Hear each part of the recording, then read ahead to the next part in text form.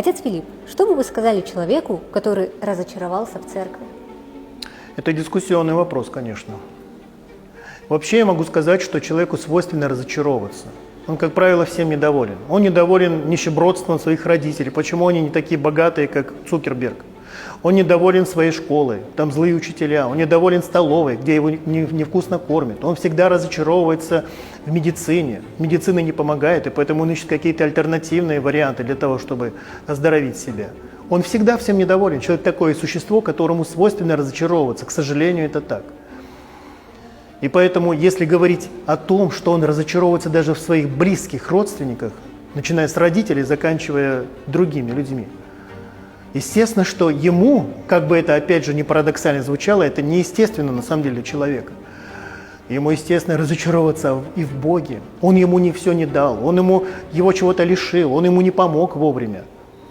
Это исходит из немножко шизофренического отношения к Богу. То тебе нужно, чтобы над тобой не было никакого присмотра, и поэтому Бог, постой, пожалуйста, в сторонке, а я своими делами займусь. А когда я своими делами занимаюсь, и у меня ничего не получается, у меня вопрос, а где ты был, когда мне нужна была помощь?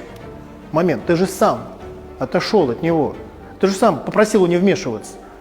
А теперь, оказывается, он виноват в том, что он не вмешался, и я, естественно, такой человек становится разочарованный. И поэтому разочарование – это, с одной стороны, степень абсурдного мышления человека, с другой стороны, степень его гордыни. То есть я разочаровываюсь, как правило, из-за того, что я думаю, что я достоин лучшего. Что я могу сказать такому человеку? Приди в себя, протри глаза, возьми себя за шкирку, как барон Мюнхгаузен, и вытащи себя из этого зловонного болота. Только не делай вид, что тебе это нравится, тебе нравится там сидеть. Нравится сидеть и смердеть.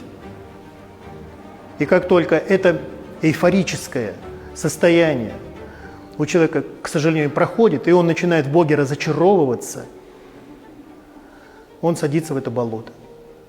И потом, самое ужасное, ему не хочется оттуда почему-то выходить. Я не понимаю, почему. Что там хорошего? Он испытывает боль и гнев в отношении Бога, который для него сделал самое великое, что вообще можно себе вообразить. Он принес себя в жертву ради того, чтобы этот человек, который в нем разочаровывается, жил и имел возможность спастись, имел возможность стать наследником Царства Небесного. Я хочу вам привести в пример, наверное, одно из самых показательных светских изображений христианского благовествования – это картина Александра Иванова «Явление Мессии», «Явление Христа народу». Слева, кажется, там стоит человек, который опустил глаза вниз, взял себя, как-то вот так вот обхватил себя за талию, за плечи, как-то вот так вот, и качает головой. То есть это уникальный дар живописца Иванова показать сомневающегося человека, несмотря на то, что это, естественно, образ застывший, статичный, тем не менее кажется действительно, что этот сомневающийся персонаж качает головой. Он сомневается в том, что Христос – это Мессия, он сомневается в том, что он ему поможет чем-то, он уже на 50% разочарован. И поэтому я никогда не разочаруюсь в Боге, если, во-первых, буду доверять Ему на 100%, а во-вторых, не ждать от Него каких-то ультрадвижений в мою сторону. Что мне с неба упадет $1 миллиард, что у меня появится какая-то машина, у меня появится 8-этажный дом. Это мне очень напоминает, знаете, замечательная была советская книга «Шел по городу волшебник». По ней был снят не очень удачный фильм «Тайна железной двери», кажется. В общем, про волшебные спички. И вот этот вот мальчик, которого Томин, даже писатель даже по имени не называет, настолько этот персонаж ему как бы отвратителен. У него был дом в 40 этажей, и на каждом этаже было по 100 комнат. И в каждой комнате были чудесные, удивительные вещи, которые только можно пожелать.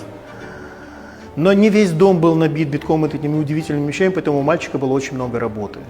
Вот кто такой человек, который от Бога ждет чего-то там невероятнейшего. Я хочу быть выше ростом, я хочу иметь 3 глаза, я хочу иметь все, что угодно. Все, что моей душе угодно.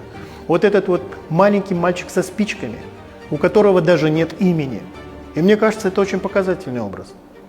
И вот если ты хочешь быть таким мальчиком со спичками, тем более, что спичек у тебя никаких нет и не будет никогда, не надо разочаровываться в своем небесном Отце. Это невыгодно.